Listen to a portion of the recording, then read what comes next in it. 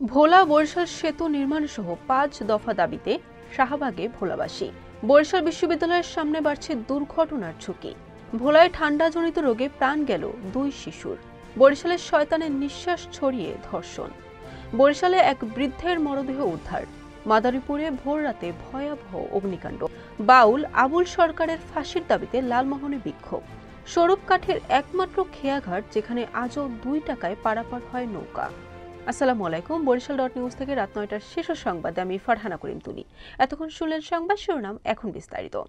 ভোলা বরিশাল সেতু নির্মাণ সহ ৫ দফা দাবিতে শাহবাগে অবস্থান নিয়েছেন রাজধানীতে বসবাসরত ভোলাবাসী। তাদের দাবিগুলোর মধ্যে রয়েছে ভোলা বরিশাল সেতু নির্মাণ, ভোলায় মেডিকেল বিশ্ববিদ্যালয়, পাবলিক বিশ্ববিদ্যালয় নির্মাণ, গ্যাস সংযোগ প্রদান সহ অন্যান্য। শুক্রবার বিকেলে রাজধানীর শাহবাগে অবস্থান নিয়েছেন ভোলাবাসী। বরিশাল বিশ্ববিদ্যালয়ের সামনে কুয়াকাটা মহাসড়ক সহ পুরো শহরের সড়ক এখন বেহাল দশায়। প্রতিদিনই কোথাও না কোথাও অটোর চাকা আটকে যাচ্ছে খানাখন্দে, আবার কোথাও যাত্রীসহ অটো উল্টে দুর্ঘটনার শিকার হচ্ছে। বরিশাল কুয়াকাটা মহাসড়ক ছাড়াও ভোলা রোড, রূপাতলী, নতুল্লাবাদ, বাংলাবাজার ও নতুন বাজার এলাকায় খানাখন্দ বেশি।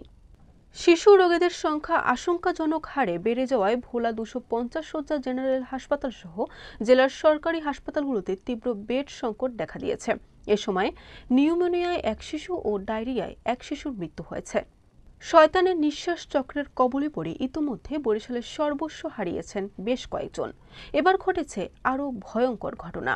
শয়তানি নিঃশ্বাস ছড়িয়ে ২৭ বছর বয়সী গৃহবধূকে ঢাকায় নিয়ে ধর্ষণের অভিযোগ উঠেছে। এমন অভিযোগ তুলে বৃহস্পতিবার বরিশাল নারী ও শিশু নির্যাতন দমন ট্রাইব্যুনালে মামলার আবেদন করেছেন ভুক্তভোগী ওই গৃহবধূ। বরিশালের মেহেন্দিগঞ্জে শহীদ নামে এক বৃদ্ধের মরদেহ উদ্ধার করেছে পুলিশ।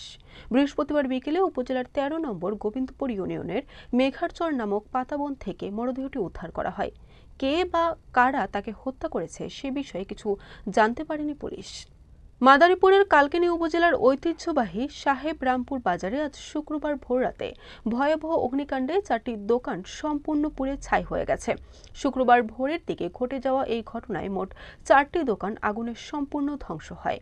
পবিত্র আল কোরআনকে নিয়ে কটূক্তি করায় বাউল আবুল সরকারের ফাঁসির দাবিতে ভোলার লালমোহন উপজেলায় বিক্ষোভ মিছিল ও সমাবেশ অনুষ্ঠিত হয়েছে। শুক্রবার দুপুরে উপজেলার তৌহিদি জনতার ব্যানারে মিছিল নিয়ে চৌরাস্তার মোড়ে সমবেত হয়ে বিক্ষোভ সমাবেশে অংশগ্রহণ করেন মুসল্লিরা। পিরোজপুরের নেসারাবাদ উপজেলার কৌরিখাড়া খেয়াঘাটটি ২ টাকায় নৌকা পারাপারের জন্য পরিচিত। এটি অত্র উপজেলার একটি ঐতিহাসিক স্থান। এই খেয়াঘাটের একটি বিশেষ স্মৃতিস্তম্ভও রয়েছে, যা এর দীর্ঘ ইতিহাস ও ঐতিহ্যকে তুলে ধরে। বরিশাল.নিউজ।